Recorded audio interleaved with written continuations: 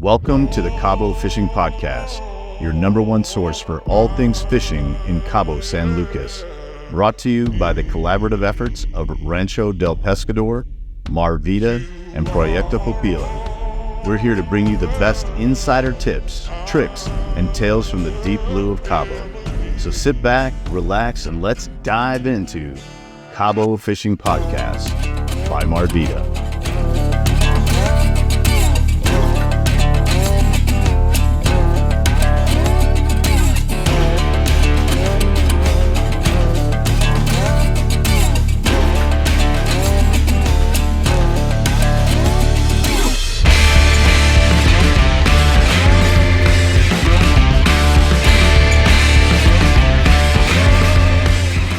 Morning, everybody. We are heading out. We're trying to get out before sunrise, but there's a little bit of a hang up today.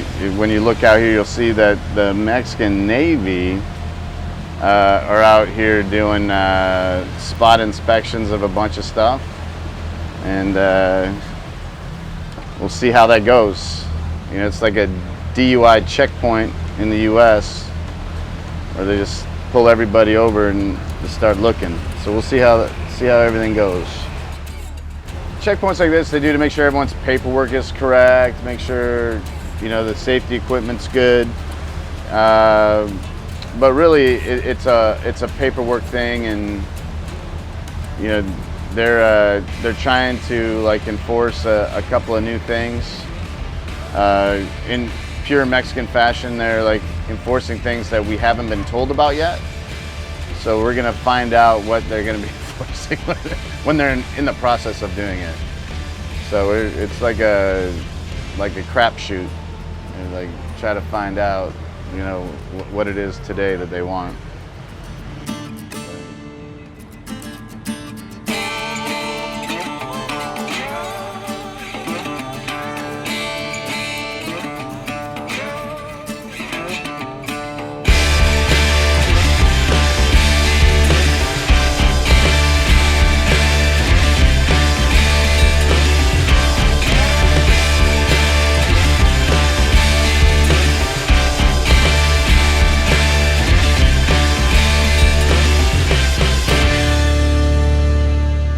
We successfully navigated our way through the Mexican naval stop inspection site.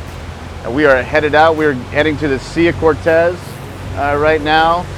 Today's a kind of a nice day here in Cabo. We have a little bit of cloud cover, which we rarely have, so it's going to be nice to keep the temperature down a little bit. And we're going to get out after it. We're already at 77 degrees here in the bay. So we're hoping to get up to like 80, 81 degrees out there in the Sea of Cortez. A couple of sailfish were caught yesterday, a bunch of marlin were caught yesterday, and a couple of healthy dorado. So we're hoping to get more billfish and then hopefully a better variety of species, and it's something to eat. You know, Daddy's got to eat. You got to eat. You got to get that mahi, or the dorado, dolphin. Let's go.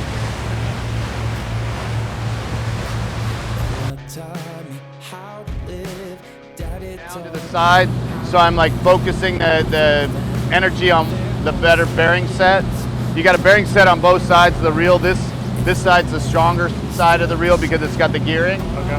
So the bearings are better. And I let it go. I usually count to like 6 or 7 Mississippis, and then I bring it back up to strike, and I start reeling and retrieving the line. You don't have to reef, you don't have to do anything like that. Now, once you get a certain amount of tension, give it a couple of good solid, not like fast rips, but like good solid pulls. That way, like, you can feel if he's still there or not. Right.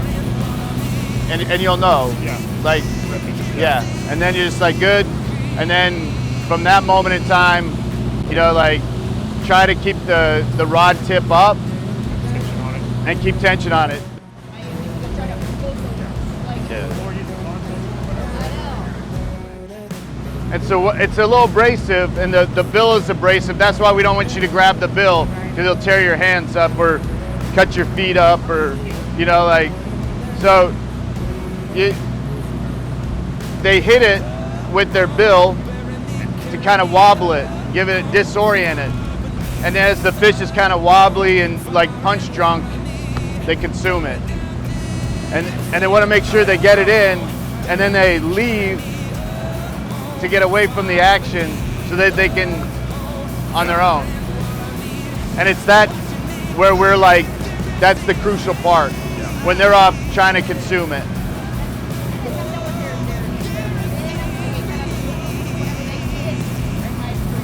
Well, you'll see the fin like come up and hit it. That's how you can see them in the water. You'll see the tail. So a striped marlin's tail is twice its body depth, right? It's dorsal. A striped marlin. Its dorsal is the same depth as its body. But like a blue and a black marlin, it's only half the depth. But the tail is the full depth. But a striped marlin, that's why we can find them in the water all the time, because their tail's sticking up. Everyone thinks that's their fin, but it's actually their tail, because it's twice the depth of their body. So this is a traditional ballyhoo. This is actually out of the East Cape here. We got these the other day. As you can see, it has a bill, except it's on the bottom jaw, not on the top jaw. And they just kind of lift things up out of the water, and it just funnels into their mouth. So when we rig these, we'll cut the bill off, put a weight on the bottom underneath its chin to hold its head down so it swims better. And the hook looks like the front of the bill. So with the hook here, I'll show you one when it's all rigged and done, but we start here and then we end with the hook here, replicating the front of that bill.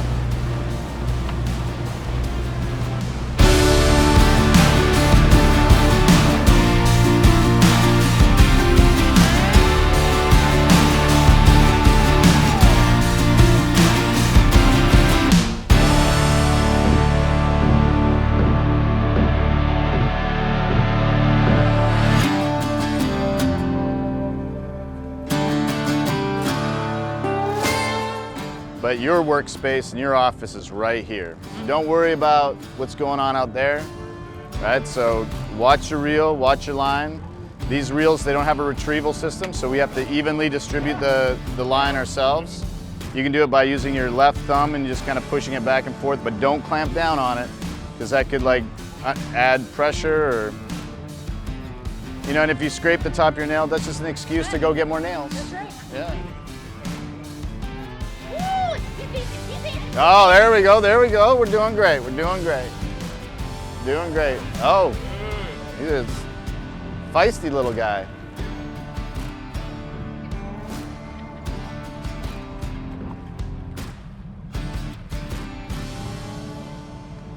All right, no more reeling.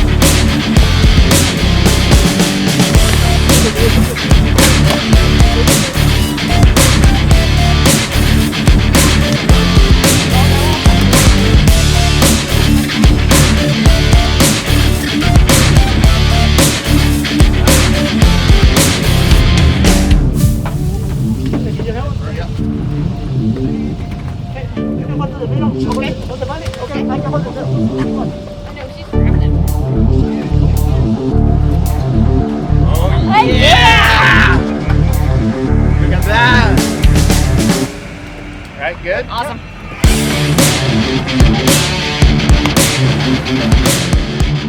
So sometimes like the smaller fish are a little more feisty.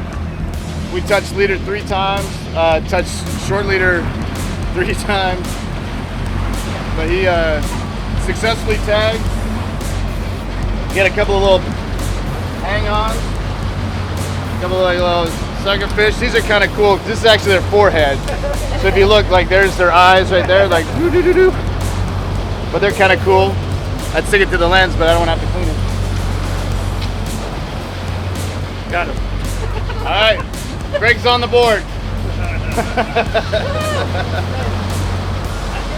Good job, guys. A good fish.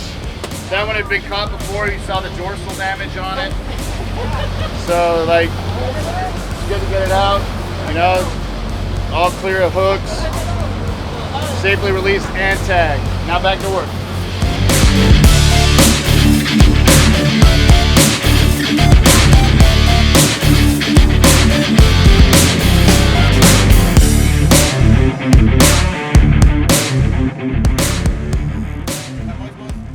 All right, so here we are about 20 minutes later. Got on another striped marlin. Under the backdrop, we were all distracted by like this beautiful family of whales jumping. So we'll cut to that in the thing. We were celebrating, so I cracked a beer. So now I gotta drink it really fast. All right, let's start getting a cadence. Let's like do a slow pull up and a reel down. All right, hammer it, hammer it, hammer it. Got guns. Whew. Yeah, like I'm not here to judge.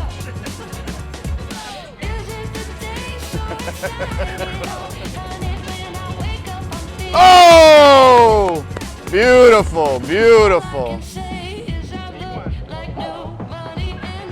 Oh, beautiful.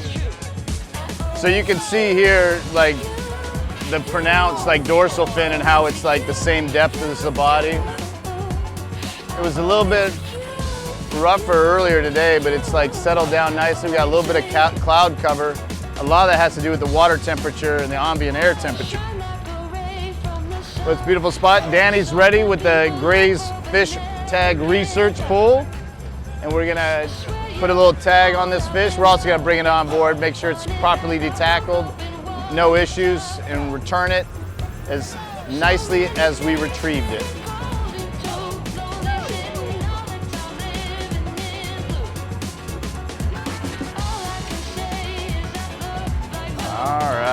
All right, let's, all right, we're gonna tag it and then we're gonna, yeah, no more reeling. We gotta, so the fish is pointing the opposite direction of the boat, so we gotta turn the fish so the oxygen goes on the gill plate properly so we don't drown them. Omar's making it happen beautifully for us, and then we're gonna hand line them all the way up to the side of the boat, pointing in the right direction.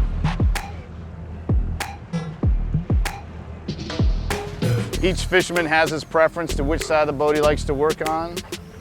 A lot of that has to do with like strength, dominant hand. All right, you're gonna sit here in the corner.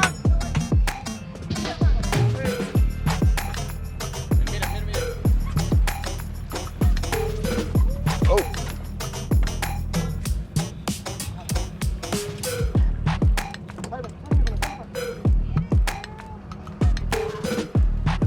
It's wrapped up. Hook. Clear.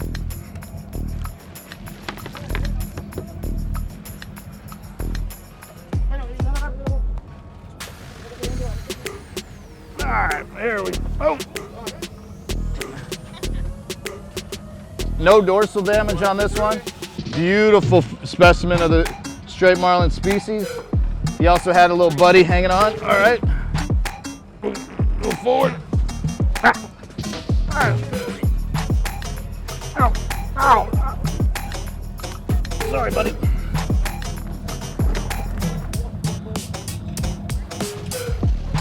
That was a good one. Great specimen of the species. really good shape, super healthy, no dorsal damage. The one we had before had a little bit of dorsal damage, probably from being caught in the past, but that one looked beautiful, great fight, no real issues, no tail wrapping. That's exactly how you wanted to do it. Almost textbook minus Danny not wanting to let go. Danny was like, wanted it for a mount and he just wanted to hold on to it forever.